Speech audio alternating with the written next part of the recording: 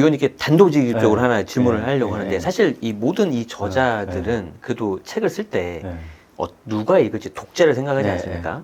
자, 생각하시기에 이 책은 누가 읽으면 가장 도움이 된다. 그리고 얻어갈 수 있는 게 뭐다.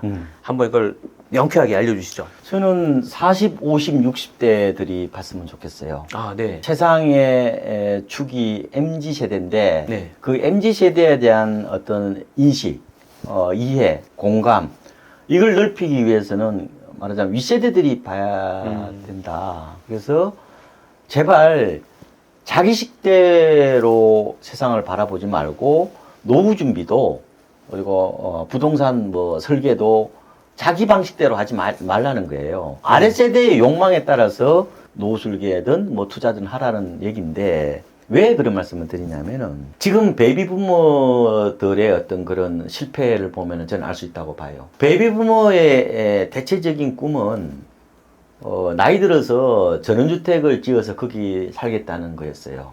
심지어 주변에 보면은 땅을 사놓은 분도 많아요. 네. 근데 막상 지으려고 그러니까 집사람이 반대를 해. 그래서 차라리 이혼하고 가라고 그래요. 그래서 많이 부딪혔습니다, 지금. 자기 방식대로 한 거죠. 왜냐? 자기가 어렸을 때 산과 들이 좋아 보였으니까 그 공간에서 내가 생활을 하면은 멋진 노후 생활이 될 것으로 봤어요. 근데 세상 그 사이에 빨리 변했고 MZ세대들은 기본적으로 콘크리트 기제이기 때문에 얘들은 전원 이런 데 별로 관심이 없어요. 전원을 더 이상 그리워하지 않는 세대예요. 그럼 나중에 이거 어떡할 거예요, 그럼 그거? 아니, 그러면 그 중에 배우자 중에 한 명이 돌아가시면 그거 어떡할 거예요? 도심 아파트를 팔면 안 돼요. 그래서 제가 봤을 때는. 네. 두 번째, 옛날에 그 아파트 단지 내 상가 이런 것들이 좋아 보였거든요. 이게 따박따박 월세가 나와 보니까 좋아 보였잖아요. 캐시플로우. 현금 창출에 어떻게 보면은 박스 같은 거였단 말이에요. 왜냐? 옛날에는 모바일로 주문해서 배달해 먹는 세대가 아니었으니까. 그렇죠. 아파트 단지 가가지고 떡도 사 먹고, 거기에 뭐 약국도 가고, 이렇게 했잖아요. 근데 최근 들어서 소비 패턴이 급속하게 비대면으로 바뀌어버린 거예요. 이 소비 중에서 흔히 말하면 소매라고 그래요. 리테일. 요거는 상당 부분이 지금 모바일이나 인터넷으로 뺏겼습니다. 그 다음에 이제 식음료 있거든요. F&B라고 그러는데 이것도 배달로 많이 뺏겼어요. 맞아요. 배달로 다 갔어요. 그 다음에 마지막으로 이게 그나마 살아남은 이게 소비가 뭐냐면은 이게 서비스 같은 거. 그러니까 머리는 어때요? 기계로 못 깎잖아요. 그죠? 뭐 가령 뭐 마사지를 한다든지 이런 것들 뭐 이런 것들은 그나마 유지가 될 거예요. 그러니까 이렇게 보시면 돼. 그동안에 공간이 이만큼 있었는데 상당 부분이 이게 리테일하고 소매하고 F&B가 이미 다 모바일로 넘어가 버리는 거예요. 아니 그런데 옛날에는 그게 좋아 보였겠죠. 따박따박 월세 받고 신경 쓸 것도 없잖아요. 근데 지금은 그게 상당 부분 지금 노후에 어떻게 보면 위험 자산이 될 수가 있다고 보는 거예요. 지금은 그나마 좀 괜찮을 겁니다. 애도 안 놓잖아요. 애 안 놓으면 소비할 일이 없어요. 나이 드시면은 생각보다 소비를 안 하십니다. 그러면은 가뜩이나 애기도 안 낳아도 소비도 안 해. 그나마 소비 어떤 채널이 모바일로 다 바뀌었어. 근데 어떻게 상가 사서 따박따박 월세 받는 게 노후 설계가 된다는 거예요. 옛날에 오프라인에 익숙한 세대들이 하나의 노후의 어떤 그런 설계 방법이었지. 요새 젊은 애들을 보고 노후 설계를 하시라는 거예요. 요새 애들이 그러니까 기본적으로 네. 밖에 안 나가요. 네. 나가더라도 진짜 뭐 홍대나 뭐 이런 데, 뭐 익선동 이런 데 가서 물건을 사지요. 근데 기본적으로 이게 모바일이 익숙한 세대예요. 사람 얼굴보다 사람의 눈동자보다 카메라 눈동자가 더 익숙한 세대라고요. 그럼 이런 세대들이 세상의 주역이 되는데 상가 받아서 따박따박 월세 받겠다고?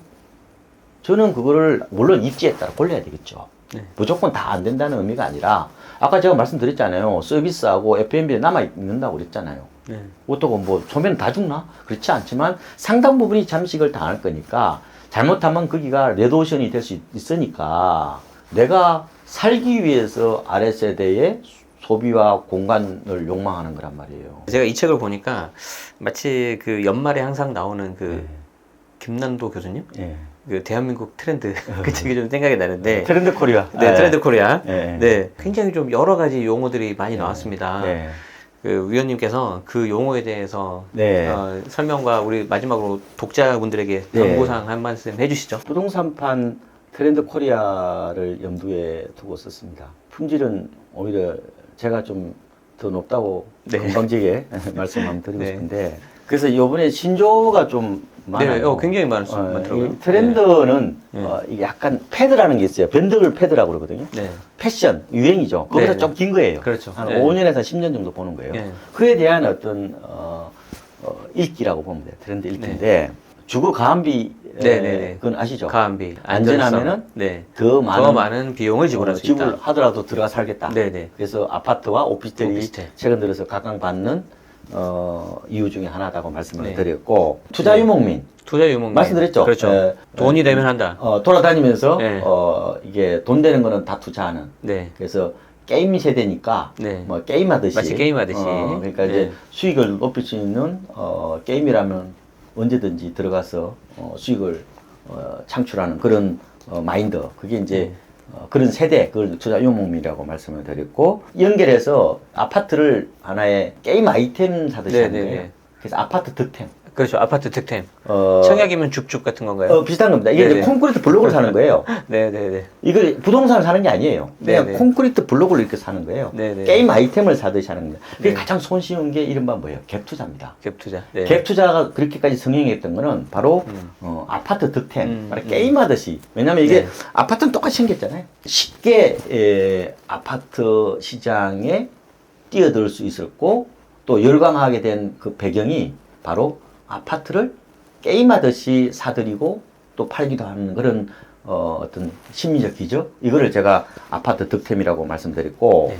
또 하나는 이제 콘크리트 레저 이 그린 레저가 아니라 물론 이제 놀러 다닙니다 캠핑도 하고 차도 탑니다 네. 그죠? 근데 그거보다는 빈도수가 도심에서 노는 게 높아요 그래서 콘크리트 레저 호텔하고 모텔에 가서 노는 거 그래서 대학교 때부터 모텔 많이 놀잖아요. 네. 모텔은 숙박시설이 아니라 그냥 레저 공간. 파티룸 같은 네, 파티룸 같은 네. 그런. 요새 뭐 야놀자 이런 것 때문에 네. 굉장히 친숙하게 받아들여요. 네. 그래서 제가 뭐 MT로 MT 갈까요? 모텔로 모텔로 MT 갈까요? MT 가. 네, 네. 그런 얘기도 있고요. 그다음에 목캉스. 네. 네, 호캉스가 호캉스가 아니라 아니라. 목캉스. 그래서 호텔이 요새 인기가 높죠. 요새 호텔이 잘 되려면은 네. 수영장이 이뻐야 돼요. 사진이 잘. 여성분들이 네. 이제 거기 이제 수영복 입고 사진 찍어가지고 이제 인스타그램 같은데 올리는 거죠. 네. 그게 유행입니다. 네. 요새. 그러니까 콘크리트 레저가 더 익숙하죠. 그 다음에 제가 강남 불패는 아니라고 그랬죠. 네, 강남 덜패. 네, 덜 빠진다. 빠질 때는 덜 빠진다. 빠진다. 대출 보통 그 규제가 심했잖아요. 네. 뭐 가령 KB 시세로 15억이 넘으면 아예 아파트 담보 대출이 안 됐잖아요. 그다음에 토지거래 허가구역도 지정이 많이 됐죠. 실거주자 아니면 못 사잖아요. 그러니까 수요가 좀 제한적이었죠. 물론 금액으로 많이 올랐어요. 뭐 시기에 따라 다르긴 하지만 어쨌든 강남 불패는 아니다. 그래서 이건 상대적 안전자산이다. 그래서 아직까지는 강남을 대체할 곳이 없기 때문에 좀 더 가지 않겠느냐 이렇게 보는 겁니다. 예. 또 하나는 집값이 좀 너무 비싸면요. 이게 살 엄두도 안 나고요. 팔 엄두도 안 나는 거예요. 이게 겁이 나가지고. 그래서 이 집을 사고 파는 것은요 운명과의 백병전이 돼버린 거예요. 운명과의 백병전. 특히 사는 거는요 이게 분산이 안 돼요. 이게 적립이 안 된단 말이에요. 네. 금융자산은 내가 100억이라도 가령 뭐 5천만 원씩 이렇게 뭐 아니면 1억씩 이렇게 분산해서 내가 살 수 있지만 그러니까 이게 위험을 낮추는 거죠. 근데 집은 분산이 없잖아요. 이게 뭐 리츠 드는 것도 아니잖아요. 그래서 내 인생과 내가 가진 모든 재산을 걸고 한 방을 노려야 되는 거예요. 이게 뭐 1, 2억이 아니라 2, 30억을 놓고 결국은 배팅을 해야 되는 거니까 더 조마조마하고 더 초조한 삶의 연속이 될 수밖에 없다는 거예요, 이게. 이 아파트 때문에 이렇게 이제 어려움을 겪는 게 바로 집이 뭐예요? 아까 투자 자산화돼서 그렇다고 네. 그랬잖아요. 어떻게 보면 우리 모두가 집을 사는 순간, 아파트를 사는 순간, 아파트교 신도가 되는 거예요. 그것도 독실한 신도가. 우상향에 대한 기우제를 지내는 거죠. 강한 종교적 소망을 드러내는 거예요. 난 아니라고? 난 실수요자라고? 쉽지 않습니다. 저는 저한테 가끔 이런 얘기를 해요. 아이, 뭐, 집값 별로 오르는 걸 원하지 않습니다. 예. 다만 좀 상거에 대해서 좀 그 이하로 안 빠졌으면 좋겠어요라고 해요. 그게 투기적 수요거든요. 집에 대한 투기적 마인드가 내재화된 거예요. 다만 조금 진하냐 덜하냐 그 차이라고 보면 되는 거고. 그래서 이제 아파트 규호는 일종의 기복신앙이고 혹은 이제 가족 이기주의의 확장판이다 이런 얘기도 하는 건데, 그래서 이제 사촌이 노는 사이에 배가 아픈 게 아니라 형제가 네. 아파트는 배가 아픈 시대가 왔다. 이게 네. 싫든 좋든 어쩔 수 없는 하나의 현상이고, 그리고 이제 그 주주사회라는 말이 있어요. 이게 네. 뭐냐면은 요번 책의 가장 핵심이 주주사회입니다. 네. 집주자 주인주자. 네, 네. 집이 주인 노릇하는 거. 네. 네. 먹고 입고 노는 거는 같아요. 네. 큰 차이가 안 납니다. 먹는 거요? 어쨌든 안 먹으려고 다이어트 하잖아요. 네. 오히려 나는 자연인이다 훨씬 더 대도시 사람보다 잘 먹습니다. 먹으려고 이렇게 일하는 거 아니에요? 그 다음에 입는 거는 어떻게 차이 나요? 이제 별로 안 차이 납니다. 옷은요, 약간 그 사람의 스타일이지 부자라고 잘 입고 다니지는 않아요. 먹고 입고 노는 거는 평준화되고 큰 차이가 없잖아요. 뭐만 차이 나요? 집값만 차이 나잖아요. 집값 천냥지차로 차이 나죠. 32평짜리 아파트가 무슨 40억하고 50억을 해. 벽에 금발라 놓은 거야. 그래서 이런 말 썼죠. 우리나라의 가장 높은 산은 부동산이고 가장 낮은 거는 저출산이다. 네네. 이렇게 얘기를 할 네. 정도인데, 어쨌든 네. 이게 우리가 사는 시대예요. 내가 부인하든 긍정하든 네. 이 주주사회는 이렇게 와버렸어. 네. 이런 말씀이고, 주주사회보다 더 업그레이드 된 용어가 뭐냐면은 네. 이런 축장사회 축장. 네, 그렇죠. 혹은 네. 축장자산 이렇게 네. 표현하는데, 강남을 전 축장자산으로 보는 거거든요. 네. 그러니까 기본적으로 이제 그 콘크리트에다가 저축하는 거죠. 네. 은밀하게. 네. 돈이 많을 거 아니에요? 네. 그러면 이게 1차 머니 저장 창고가 아파트라는 거예요. 네. 왜냐, 아파트는 이 축장을 하기가 좋아요. 왜냐, 축장이 되기 위한 요건은 두 가지입니다. 안전해야 돼요. 두 번째, 썩지 않아야 된다는 거죠. 두 번째는 나중에 꺼내기가 좋아야 돼요. 그러니까 뭐 안전성과 황금성을 보고 판단하는 거거든요. 근데 재밌는 것은, 거기다가 저장을 해놓으면은, 등기부등본 떼보지 않은 한, 저 주인이 누군지 몰라요. 그렇죠. 벤츠나, S클래스 이런 거 있잖아요. 바흐 이런 거 있잖아요. 맞나? 네. 그 다음에 이 비싼 식 있잖아요. 네. 요거는요, 부자라고 금방 티가 나잖아요. 겉으로 보이니까. 네. 근데 콘크리트 저축은 은밀합니다. 네. 잘 안 드러나요. 부자들이 막 이렇게 뭐 엄청나게 막 이렇게 과시하면서 사실 같죠. 강남은 과시 대상이 아니라 그는 자존감이죠. 조용히 저장하는 공간이지. 누가 그렇게 떠들면서 막 내가 부자라고 막 떠벌리는 사람 누가 있어요? 그거 없어요. 그거는 네. 영화나 그거 저 매스컴이 잘못 보신 거예요.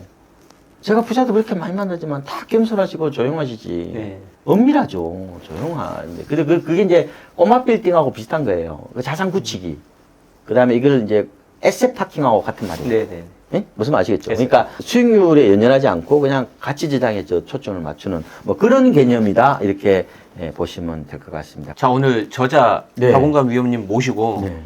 책에 대해서 정말 이렇게 낱낱이 살펴봤는데 어떤 것 때문에 이 책은 읽어야 된다 한마디로 정의 한번 해주시죠. 내가 부동산을 설계하고 할 때에 살아남기 위한 혹은 생존으로서의 어떤 그런 전략으로 봐야 된다. 내가 살기 위해서 아랫세대를 이해하고 공감한다. 이런 식으로 생각을 좀 달리 했으면 좋겠다는 게 제가 마지막 메시지입니다. 자, 오늘 귀한 말씀 해주신 박원감 위원님 정말 다시 한번 감사드리고요. 여러분들 한번 책 한번 보시고 도움 많이 받는 그런 트렌드 세터가 되시고 패스트 팔로워가 되시면 좋겠습니다. 네. 오늘 고맙습니다, 위원님. 네.